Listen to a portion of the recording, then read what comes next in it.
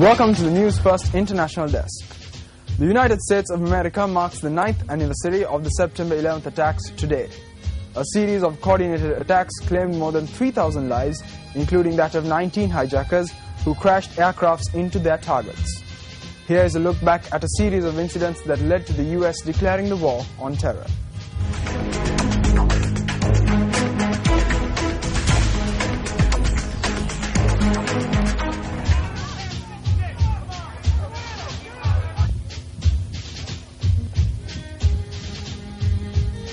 The September 11th attacks, often referred to as 9/11, were a series of coordinated suicide attacks by al-qaeda upon the United States on September 11, 2001. On that morning, 19 al-qaeda terrorists hijacked 4 commercial passenger jet airliners. The hijackers intentionally crashed 2 of the airliners into the World Trade Center in New York City, killing everyone on board and many others working in the buildings. Both buildings collapsed within 2 hours, destroying nearby buildings and damaging others. The hijackers crashed a 3rd airliner into the Pentagon in Arlington, Virginia, just outside Washington, D.C.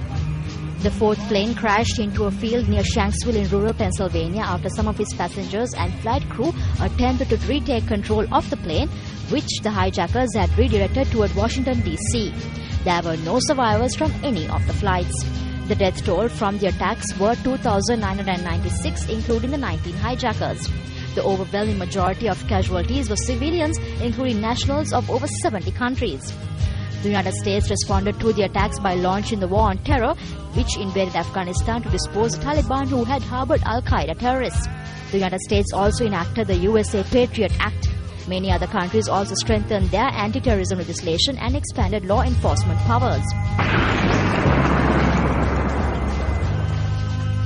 It's the 9th anniversary of 9/11 attacks by terrorists on the World Trade Center in New York. It's a day that all American citizens will remember for the rest of their lives.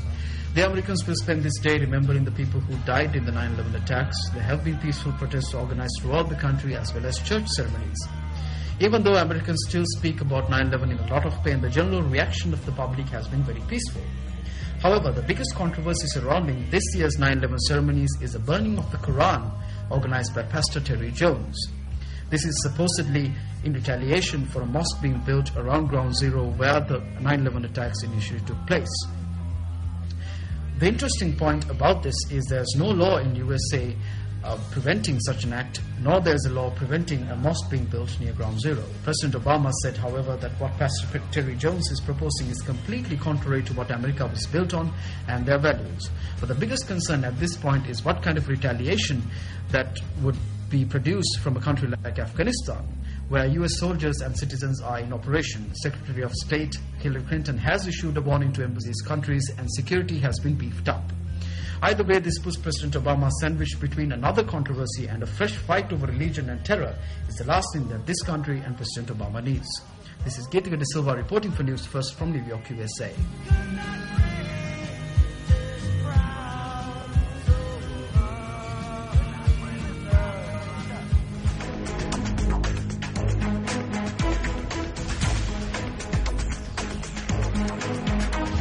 Nine years after the attacks, many Americans and non-Americans still grieve the loss of their loved ones, and some even say the threat faced by the US at present is becoming even more dangerous.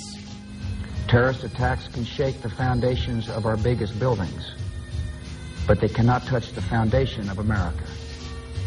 These acts shatter steel, but they cannot dent the steel of American resolve. America was targeted for attack because we're the brightest beacon for freedom and opportunity in the world, and no one will keep that light from shining. We are not going to be divided by religion. We're not going to be divided by ethnicity. We are all Americans. We stand together against those who would try to do us harm. And that's what we've done over the last 9 years. And we should take great pride in that. I view this whole event different than most. I'm a survivor from the collapse. I was standing right in front of Century 21 when the South Tower came down in the middle of the street, holding my sister's hand. At the same time that me and my sister were running, my brother was losing his life. I returned to Ground Zero in the hopes to find my brother, and stayed on there, on and off, for 7.5 months in a recovery effort. It's definitely very emotional. It is very sad. It's very tough to get through. Of course, there's a lot of anger too. But you know, you try to be there for each other more than anything. What's important to me today, tomorrow, yesterday, is the fact that my brother James was a beautiful human being. He was loving, he was caring, he was courteous, he was always a gentleman, and his voice was silenced.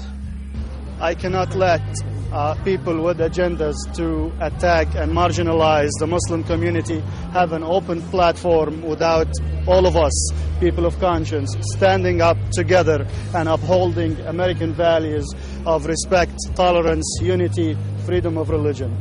This is why we're coming on September 11th and doing this. There is no other way except that somebody had to stand up for these American values. Freedom-loving peoples, not just New Yorkers, not just Americans, but people around the world, tell the message to our children and grandchildren. Freedom is fragile, and we have to constantly fight for it. Thus, terrorists may have found our Achilles heel. We have no strategy to deal with this growing problem and emergent threat. This is the state of affairs. That as we approach the 9th anniversary of the September 11th attacks is cause for concern.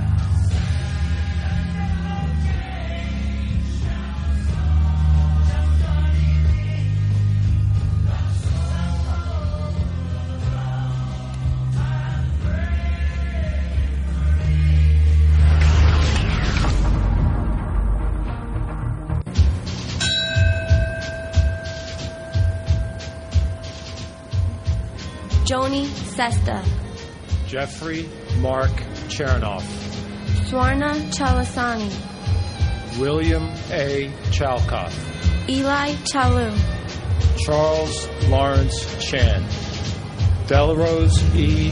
Forbes Cheatham. 9 Septembers have come and gone, and yet the many days that separate America now from a chilling day in its history did not dull Remembrance Saturday. Once again, the nation paused in silence at 8:46 a.m., the time when the first plane struck the North Tower of the World Trade Center. A few minutes later, at 9:03 a.m., another solemn silence befell New York to mark the moment when a second jet pierced through the South Tower. As has been customary now on every anniversary of the September 11th terrorist attacks, the names of the nearly 3,000 dead were read out one by one at each of the 3 sites where people perished: in New York, in Washington, and in Shanksville, Pennsylvania. In New York, thousands of people heard the names of 2,752 husbands and wives, mothers and fathers, sons and daughters, and friends and strangers. Shortly after the second moment of silence, Vice President Joe Biden read a poem by Henry Longfellow. This anniversary is arguably more political than the 8 before, as grieving families are split on a proposed Islamic center near Ground Zero, and anti-Muslim sentiment among Americans is running high.